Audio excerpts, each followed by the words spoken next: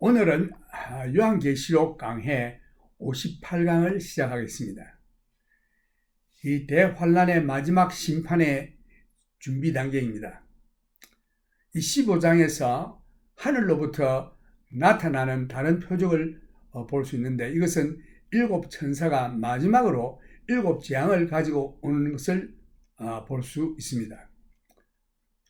15장과 16장에서 하나님의 진노가 담긴 일곱 대접 재앙이 나타남을 볼 수 있는데, 이제 재앙은 모두 지나갔다고 생각할지 모르나 아직도 더 무서운 재앙이 기다리고 있음을 볼 수 있습니다. 우리는 이미 일곱 인봉재앙과 일곱 나팔재앙을 보았습니다. 동시에 무서운 일곱 인격체들의 무서운 재앙이 이 땅에 나타났음을 보았습니다. 그럼에도 이제 이 일곱 대접 재앙은 이전에 나타난 것보다 더 무서운 재앙들인 것입니다. 계시록 15장은 요한계시록 가운데 가장 짧은 장이지만 대환란 중에 이 땅 위에 내릴 하나님의 마지막 심판의 장면으로 대접 재앙이 시작되는데, 그 중에서 서론으로 나타나는 장면입니다. 이 심판들은 이전에 나타났던 어떤 재앙보다 더 극심하고 절망적인 심판의 장면인 것입니다. 대환란의 목적은 심판입니다. 이것은 교회를 순결케 하는 과정이 아니고 하나님께서 그의 무한하신 놀라운 은혜로 말미암아 대환란이 일기 전에 교회를 미리 옮기시고 사탄에게 마지막 기회를 주시는 것입니다. 그러나 이 사탄은 하나님께 회개할 생각이 전혀 없고 오히려 하나님을 대적하는 마음을 영원히 품고 있는 타락한 악한 영물인 것입니다. 왜 사람들은 우리들을 위하여 아들 독생자까지 십자가에서 희생시키시며 우리를 구하시려는 하나님의 무궁하신 사랑을 저버리고 이 악한 자를 따라 지옥을 달려가는지 알 수가 없습니다. 하나님은 모든 사람이 구원을 받으며 진리를 아는 데 이르기를 원하십니다. 디모데전서 2장 4절에 보면은 하나님은 모든 사람들이 구원받기를 원하시며 한 사람도 멸망의 자리에 이르는 것을 원치 않으십니다. 만일 당신이 그 크신 하나님의 은혜를 받기 원하신다면 이 대환란에서 벗어날 수 있고 구원을 얻게 될 것입니다. 이 대접 재앙은 믿는 자들이 바라고 기다리는 복된 소망이 아닌 것입니다. 디도서 2장 13절도 보면은 복스러운 소망과 우리의 크신 하나님 구주 예수 그리스도의 영광이 나타나심을 기다리게 하셨으니, 만일 우리가 하나님의 사랑 가운데서 자라고 있다면 이 대환란의 심판을 무섭게 생각하지 않을 것입니다. 마치 머리를 모래 속에 파묻어 넣고 보지 않겠다고 하는 타조와 같이 나는 이 무서운 내용을 가진 계시록을 읽지 않겠다 하지 않을 것입니다. 만일 당신이 참으로 예수 그리스도를 믿는다면 이 대환란에 들어가지 않을 것입니다. 그러나 예수를 믿지 않고 구원을 얻지 못한 자들은 이 대환란 속으로 들어갈 것이라는 것을 여러분들이 알 필요가 있습니다. 이러한 어려움을 당할 자들에게 예수 그리스도를 열심히 전하여 하나님의 진노의 대환란에서 구원 얻도록 해야 할 것입니다. 어떤 사람은 말하기를 드와이트 D. 무디 부흥 목사님은 그 당대에 사는 모든 어떤 사람보다 가장 많은 사람들을 지옥에 들어가지 않도록 복음을 전한 자라고 평하고 있습니다. 약 200만 명 이상이 되는 사람들이 예수 믿고 구원을 얻었다고 합니다. 현 세대는 인구 폭발을 말하고 있는데 아마 지구도 지구도 인구 폭발을 막고 있지만 지옥에서도 큰 인구 폭발이 예상됩니다. 우리는 그리스도의 복음을 열심히 전하여 지옥의 인구 폭발을 줄여야 할 것입니다. 어떤 성도들은 이러한 질문을 던지는 자도 있습니다. 하나님의 진노의 대접 재앙을 천사가 이 땅 위에 쏟기 전에 믿는 자가 과연 적그리스도와 대항하여 견디어 서 있는 자가 있을까?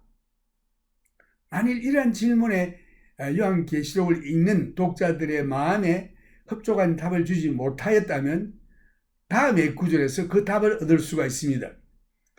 요한계시록 15장 1절 말씀. 또 하늘에 크고 이상한 다른 이적을 보매 일곱 천사가 일곱 재앙을 가졌으니 곧 마지막 재앙이라. 하나님의 진노가 이것으로 마치리로다. 이 재앙으로 하나님의 진노가 끝이 날 것입니다. 이제 하나님의 재앙이 끝이 나고 예수 그리스도께서 지상에 재림하시게 됩니다. 요한은 크고 이상한 다른 이적을 본다고 했는데 계시록 12장 1절에서도 하늘에 큰 이적이 보이니 해를 입은 한 여자가 있는데 이것은 이스라엘입니다. 일곱 진노의 천사들은 19장에 그리스도께서 오실 때까지 진노의 심판이 그들로 통하여 내려질 것입니다. 12장에서 19장 예수님 오실 때까지 이 사건들은 시간적으로 순서를 따라 더 자세히 설명하고 있음을 볼 수 있습니다. 이것은 성령께서 사용하시는 방법입니다. 이러한 사실을 창세기에서도 볼 수 있는데 창세기 1장과 2장에서 1장에서는 7일 동안 하나님께서 천지를 창조하신 그 창조의 손길을 보여주셨습니다.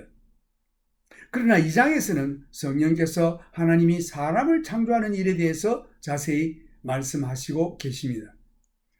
이러한 방법은 율법에 관해서도 잘 나타나 있습니다. 예를 들어 출애굽기에서 모세를 통해서 율법을 주시고 신명기에서는 40년 동안 광야 생활을 통해서 율법을 생활을 통해서 체험적으로 설명해 나가는 것입니다. 신약 성경에서도 복음서가 하나가 아니고 둘도 아니고 네 복음서를 통해서 인자 되신 예수 그리스도의 영화로우신 여러 면을 약 1900년 전에 오신 주님에 대해서 기록하는데 네 복음서가 필요했던 것입니다. 이제 사탄은 지구로 쫓겨난 후에 그의 분노를 이스라엘에 남아있는 자들에게 쏟아붓는 것입니다. 그리고 그도 두 짐승을 통해서 지구를 통치해버리고 마지막 발악을 할 것입니다. 이때 하나님께서 그의 마지막 진노를 이 땅에 쏟아부을 것인데 이 땅이 죄악으로 인한 참혹한 비극을 결론 지을 것입니다. 시편 110편 1절에 보면은 여호와께서 내 주에게 말씀하시기를 내가 내 원수로 발등상이 될 때까지 너는 내 우편에 앉아라 하셨도다. 헬라 언어의 그 예언적인 말로서 아우리스트 시제라고 하는데 미래에 일어날 일이지만 이미 성취된 일로 간주하는 것입니다. 이제 일곱 천사가 일곱 재앙을 가졌으니 곧 마지막 재앙이라 하나님의 진노가 이것으로 마치리로다. 하나님께서는 노하기를 더디하시나 여기서는 그의 인내하심이 끝이 났습니다. 하나님의 진노의 마지막 날에 나타나는 심판은 사탄이나 짐승으로부터 오는 것이 아닙니다. 하나님의 보좌로부터 직접 내려오는 것입니다. 하나님께서는 반드시 심판을 하실 것입니다. 2절 말씀. 또 내가 보니 불이 섞인 유리바다 같은 것이 있고 짐승과 그의 우상과 그의 이름의 수를 이기고 벗어난 자들이 유리바닷가에 서서 하나님의 검은고를 가지고 불이 섞인 유리바다란 이 대환란 기간에 짐승에 의하여 성도들에게 주어진 무서운 핍박을 말하는 것입니다. 이때가 짐승의 표를 받지 아니하면 사지도 팔지도 못한 때였던 것입니다. 이러므로 성도들에게는 이 시기에 먹고 살 수가 없는 어려운 때였던 것입니다. 이러한 이유로 인해 예수님께서 감람산 교훈에서 말씀하시기를 누구든지 내 이름으로 냉수를 대접하는 자는 그 상을 잃지 아니하리라 라고 말씀하셨습니다. 이때에 14만 4천인에게 냉수 한 잔을 주었다면 그 사람은 생명의 위협을 느끼게 될 것입니다. 왜냐? 그 사람이 한 일을 짐승은 범죄로 규정하여 죽일 것이기 때문입니다. 이때는 성도들에게는 아주 어려운 시기일 것입니다. 이러한 어려운 시기에 누가 이 기간을 통과하겠는가 라는 질문을 하게 될 것인데 이때에는 인침을 받은 자 외에는 아무도 믿는 자가 살아남을 자가 없을 것입니다.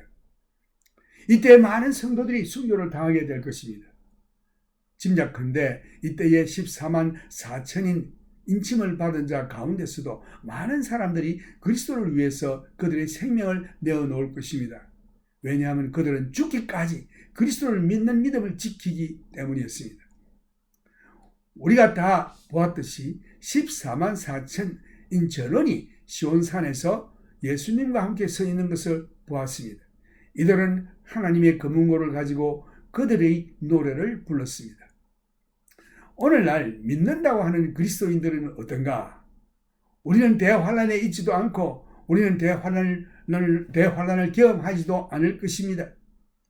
히브리서 12장 15절에 보면은 너희는 돌아보아 하나님의 은혜에 이르지 못하는 자가 있는가 두려워하고 또 쓴 뿌리가 나서 괴롭게 하고 많은 사람이 이로 말미암아 더러움을 입을까 두려워하고. 여기에 쓴뿌리, 우리가 어려움을 당할 때에 마음에 쓴뿌리가 생깁니다. 오늘날 조금 어려움을 당하면 마음에 쓴뿌리가 나서 괴롭게 함으로 더러움을 입을 때가 많습니다.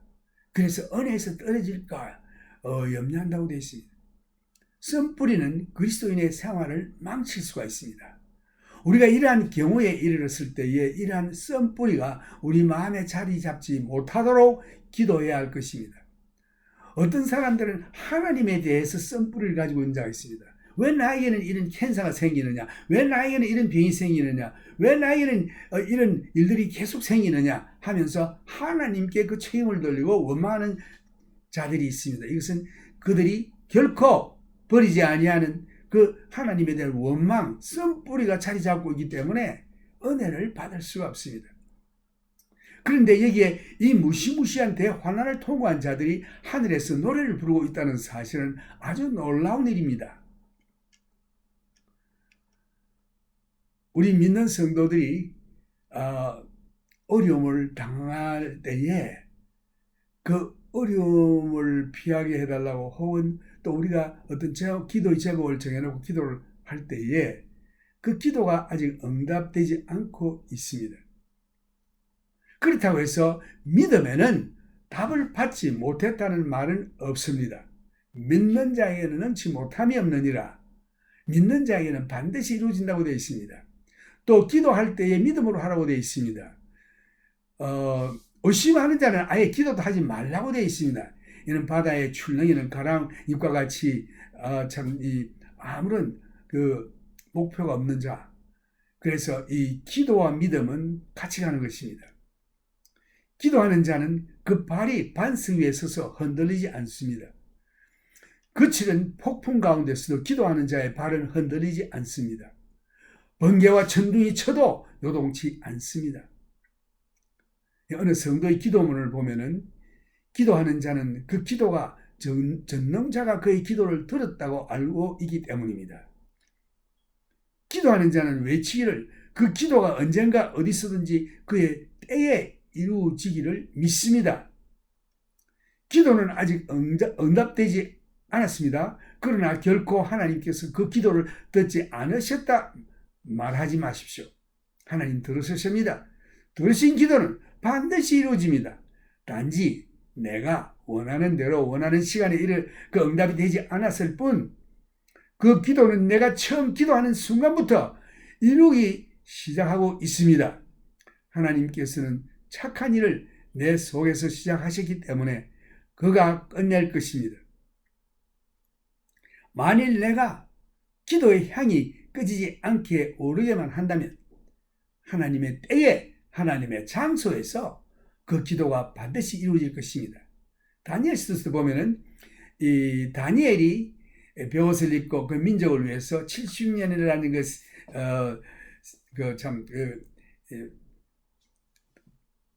기간이 지난 다음에는 해방이 올 것이라는 그 예레미야의 약속을 하나님께 아뢰면서 기도했습니다. 그 기도할 때에 응답이 지연됐어요. 3주 후에 천사가 왔습니다. 그래서 천사에 하는 말이 내가 기도를 시작할 때에 하나님께서 응답하셨다.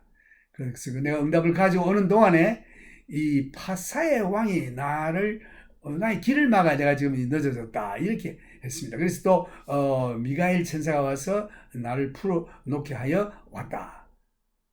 그래서 영적인 일에 대해서는 우리가 모르는 일들이 많은데 아주 흥미스러운 일입니다. 여러 성도들이여, 이 생에서 이 땅 위에 사는 동안 우리 마음에 씀뿌리가 생길 것입니다. 우리는 그것에 대해서 어떻게 해야 할 것인가? 우리는 기도해야 할 것입니다. 씀뿌리를 마음에 지니고 있으면 안 됩니다. 씀뿌리는 제거해야 하는 것입니다. 씀뿌리가 있으면 형제를 미워하게 되고 원망하게 되고 하나님을 원망하게 되고 마음에서 은혜에서 떨어지는 것입니다. 그래서 우리는 무엇보다도 더 이 씀뿌리에 대해서 기도해야 할 것입니다. 이 씀뿌리가 우리 마음에 자리 잡지 못하도록. 만일 이러한 환난 기간을 통과한 성도들이 노래를 불렀다면 여러분과 나는 현재 어떠한 환경을 막론하고 하나님께 찬송을 올려야 할 것입니다. 시편 기자는 말하기를 그 노여움은 잠깐이요 그 은총은 평생이로다. 저녁에는 울음이 기속할지라도 아침에는 기쁨이 오리로다. 하나님께서는 당신에게 무엇을 가르치려고 하는 이유가 있기 때문에 지금 당신이 현재 경험하고 있는 환경을 허락한 것입니다. 그렇지 않고서는 결코 하나님께서 그 환경을 당신에게 허락지 않을 것입니다. 하나님께서 당신에게 현재 처하고 있는 환경을 허락하시면 무슨 목적이 있기 때문입니다. 여러분들의 믿음의 인격을 격상하기 위함입니다. 다시금 말해서 여러분의 믿음의 그 인격을 더욱 높이기 위함인 것입니다.